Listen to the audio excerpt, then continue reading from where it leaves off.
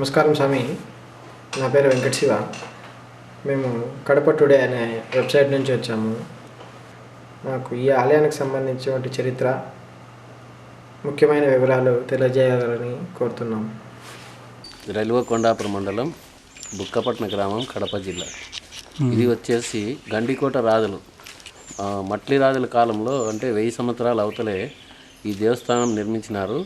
ఈ దేవస్థానానికి కదరి లక్ష్మీ నరసింహస్వామి దేవస్థానం నుండి నవరత్నాలు, అంటే ఆనాడు కళ్యాణం జరిగే రోజు నవరత్నాలను ఇక్కడికి ముత్యాల తలంబ్రాలుగా పంపించేటవాళ్ళు అంట ఆనాటిలో ఈ ఊరు పేరు బ్రాహ్మణ అగ్రహారిక బొందలకుంట మజర బుక్కపట్నం అని పేరు.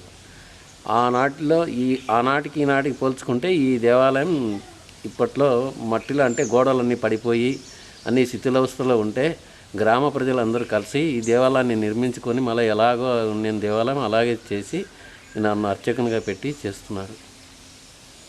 అంతేనా? ఇది ఎన్ని సంవత్సరాల క్రితం ఉంటుంది? ఇది దాదాపు 9వ శతాబ్దం ఉంటుంది. 9వ శతాబ్దం. ఓహో.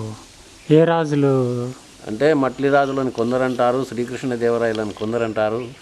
అది ఎవరని చెప్పాలా? గండికోట రాజులు ఏలే కాలంలో చాలా బాగా జరిగింది. 21 సంవత్సరం అంటే పాత పురాతన రథోత్సవం సంబంధించి కొన్ని ఏవో మామూలు చెక్క సామాన్లు అవి ఉండేటివి గ్రామంలో దేవస్థానంలో అడ్డమని చెప్పేసి అన్నీ తీసేసినారు అప్పట్లో. ఇప్పుడేమో వైశాఖ శుద్ధ పౌర్ణమి రోజు చాలా బాగా జరుగుతుంది. మరలా స్వాతి నక్షత్రం, అంటే ప్రతి నెల స్వాతి నక్షత్రానికి కూడా చాలా బాగా పూజలు చేస్తున్నాం. ప్రతినిత్యం పూజ జరుగుతూనే ఉంటుంది.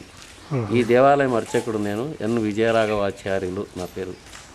ఇక్కడ సంవత్సరానికి ఒకసారి వైశాఖ శుద్ధ పౌర్ణమి తర్వాత వచ్చేసి శ్రావణ మాసము, వైశాఖ మాసము, ఇట్లా వచ్చేసి కార్తీక మాసము, మాఘమాసము, ఇలాంటి రోజుల్లో చాలా బాగా జరుగుతుంటాయి. అంటే ఇక్కడికి వచ్చే భక్తాదులు కూడా చాలా కర్ణాటక దేశం నుంచి, అక్కడక్కడ ఇంకా చాలా దూరం నుంచి కూడా వస్తూ ఉంటారు.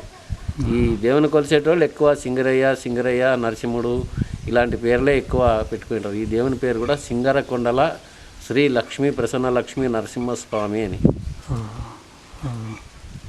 మంచిగా చెప్పారండి.